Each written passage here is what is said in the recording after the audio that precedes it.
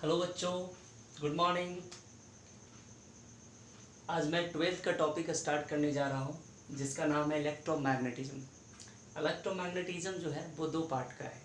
सबसे पहले जो हम लोग पढ़ेंगे वो है इलेक्ट्रोस्टैटिक्स। Electrostatics okay. इलेक्ट्रोस्टैटिक्स क्या है? ये जो है वो दो वर्ड से मिलकर बना हुआ है। दैट मीन्स क्या? एक हो गया इलेक्ट्रो और दूसरा हो गया statics. Electro is stand for electric charge. किसके लिए भैया? Electric charge. ओके।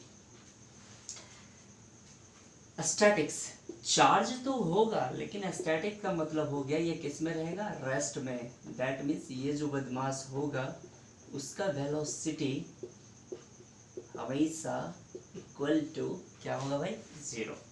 यानी कि वैसा फिजिक्स का वैसा ब्रांच जिसमें इलेक्ट्रिक चार्ज के बिहेवियर, इसके प्रॉपर्टीज के बारे में हम लोग स्टडी करते हैं, लेकिन कैसे?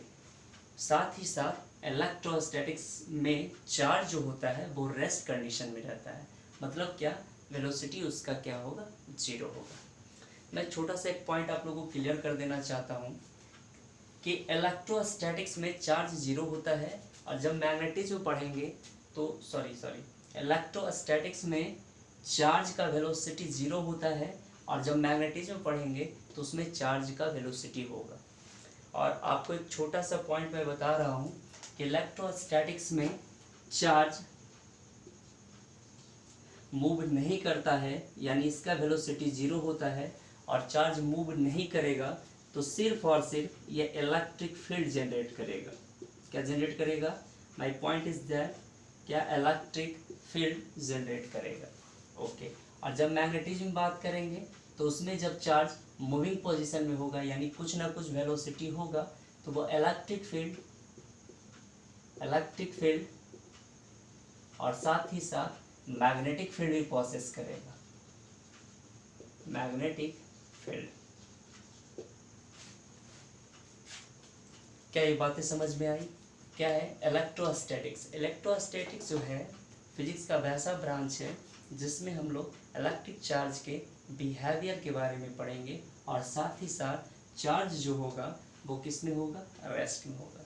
यानी कि उसका वेलोसिटी क्या होगा? जीरो होगा। अगर चार्ज रेस्ट में है तो सिर्फ और सिर्फ इलेक्ट्रिक फील्ड जनरेट करेगा। ओके, नोट कर ले।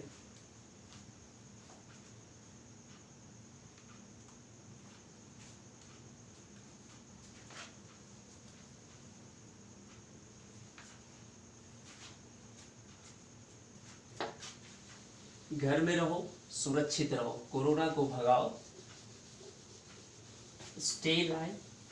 Stay home, save life.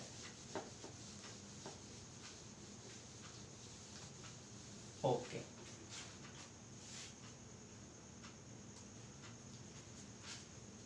मामला ये है कि आखिर चार्ज होता क्या है।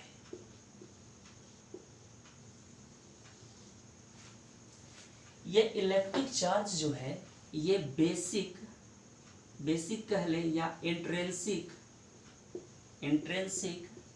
Property of particle.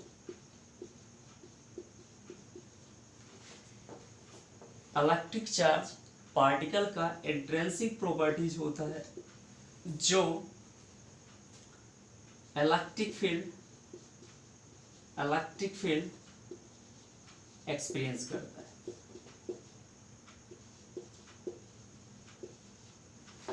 Okay.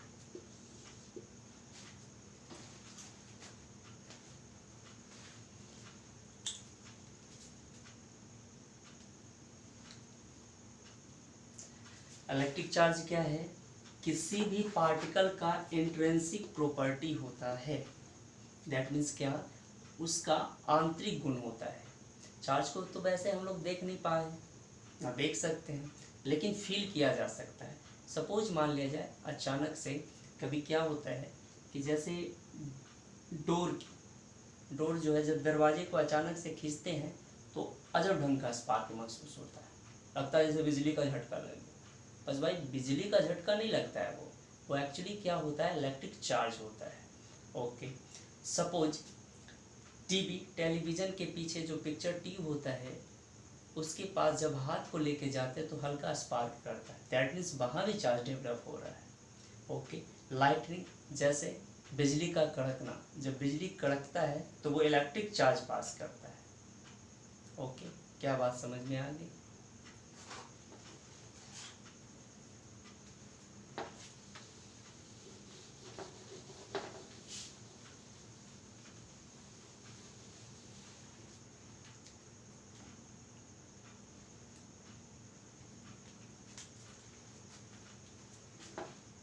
Notation,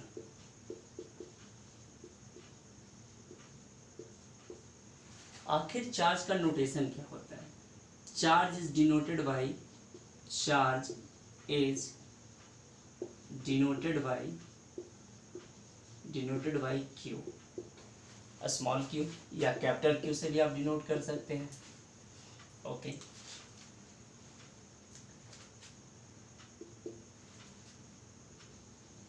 charge को समझने के लिए सबसे पहले हम लोग फंडामेंटल पार्टिकल्स के बारे में जानना चाहिए।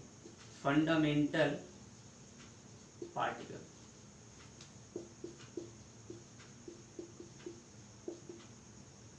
और आप लोगों को फंडामेंटल पार्टिकल के बारे में जानकारी तो होगी।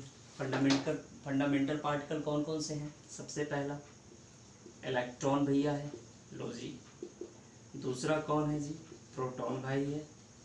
तीसरा इसका सगा भाई है न्यूट्रॉन।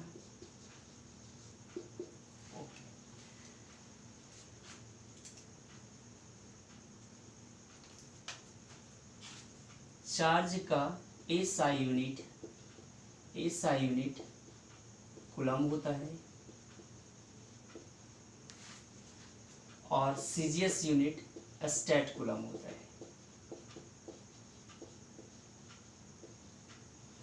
ओके, और एक छोटू सा रिलेशन ये है, 1 coulomb equal to 3 into 10⁹ stat coulomb. Okay, charge को किससे डिनोट किया जाता है? चार्ज को डिनोट किया जाता है क्यू से। आप स्मॉल क्यू या कैपिटल क्यू से भी यूज कर सकते हैं। इसका एसआई यूनिट क्या है? कूलम है। कूलम का नोटेशन कैसे होता है? कूलम का नोटेशन ये स्मॉल सी। ओके, इसका सीजीएस यूनिट क्या होता है? State coulomb. और एक कूलम इक्वल टू क्या होता है? 3 इंटू 10⁹ स्टेट कूलम। नोट कर लें।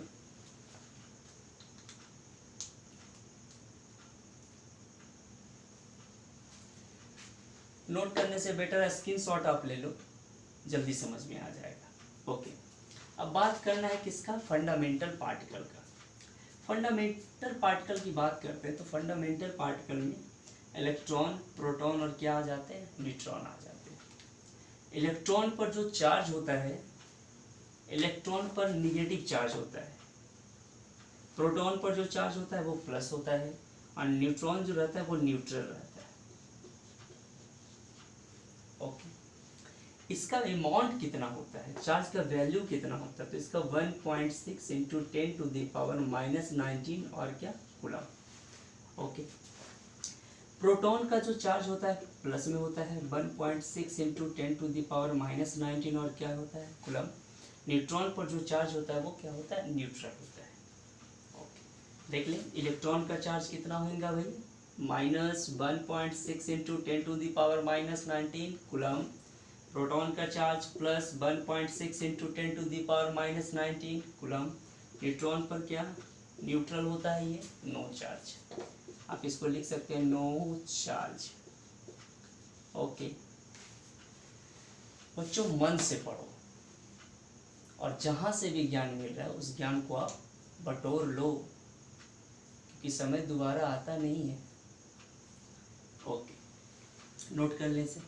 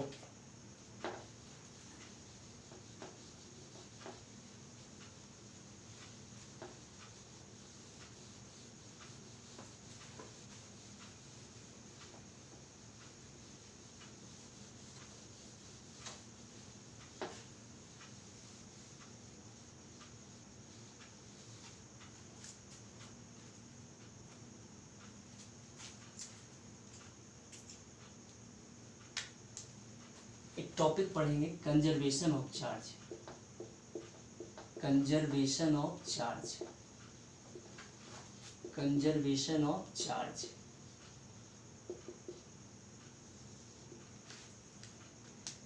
कंजर्वेशन ऑफ चार्ज का मतलब क्या हुआ?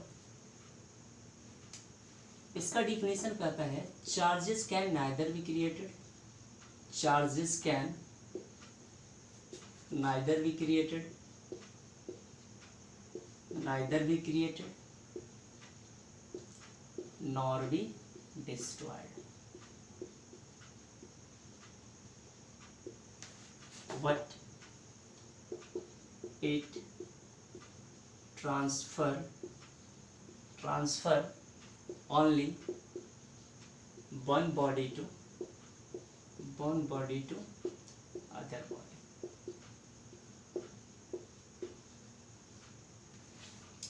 Okay.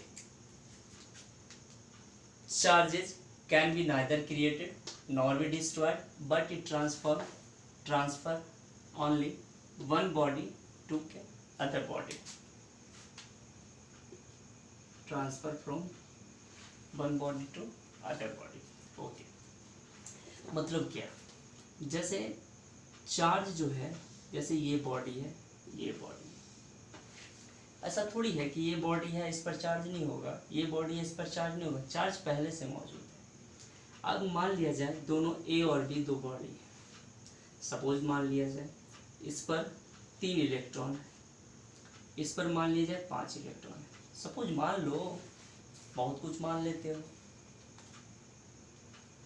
ओके, अब सपोज ये दोनों जो है ए और बी दोनों टकरा गया, भैया टकरा गया। जब टकराया तो दोनों क्या हुआ, थोड़ा कुछ इस तरह से हो सकता, क्या हो कि हो सके इसका कुछ इलेक्ट्रॉन इधर ट्रांसफर हो गया होगा, चाहे इसका कुछ इलेक्ट्रॉन इधर ट्रांसफर हो गया होगा।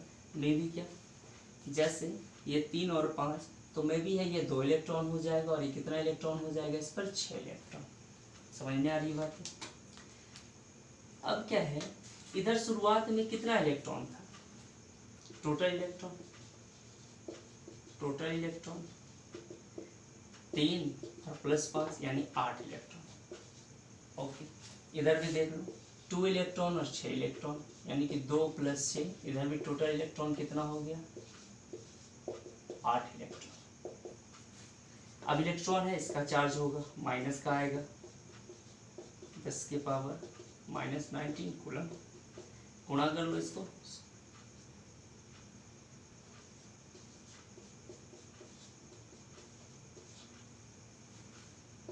ओके। इधर भी आएगा माइनस का, इधर आ जाएगा चार्ज -8 इंटू 1.6 इंटू 10⁻⁻19 और कूलम। ओके, इसका भी आ जाएगा कितना, -12.8 इंटू 10⁻⁻19 और क्या, कूलम। इससे क्या साबित हो गया कि चार्ज जो है उसको हमने बनाया नहीं, पहले से मौजूद था। मान ली इस पर 3 इलेक्ट्रॉन, इस पर 5 इलेक्ट्रॉन, इस पर 2 इलेक्ट्रॉन, इस पर 6 इलेक्ट्रॉन हो गया। कब, जब टकराया था।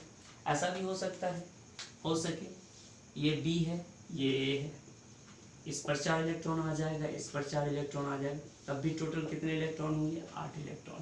तब भी चार्जेस कितने हो जाएंगे, 6 × 10 10⁻⁻19 coulomb. Then we get 12.8 into 10⁻⁻19 coulomb. Okay, इससे क्या साबित हो रहा है, साबित ये हो रहा है कि चार्ज को ना तो क्रिएट हमने किया और ना ही क्या क्या डिस्ट्रॉयड। डिस्ट्रॉयड का मतलब क्या हुआ, नष्ट करना। सपोज मान लिया जाए ऐसा होता कि टकरा गया, भाई टकरा जाने से 2 4 5 इधर उधर मर सकते थे, लेकिन ऐसा होता नहीं। चार्जेस जो होते हैं वो एक बॉडी से दूसरे बॉडी पर ट्रांसफ़र होते हैं, कभी भी उनका देहांत नहीं होता। कोई कितना भी बोल दे कि हो सके मर गया होगा, तो बोलना ना मुन्ना ना, कभी इलेक्ट्रॉन और चार्जेस का देहांत नहीं होता है, वो एक बॉडी से दूसरे बॉडी पर ट्रांसफ़र हो जाते हैं। तो जो टॉपिक था conservation of charge, I think आप लोगों को ये टॉपिक समझ में आ गया होगा। बाकी हम लोग नेक्स्ट लेक्चर में देखेंगे, आप नोट कर लें इसे।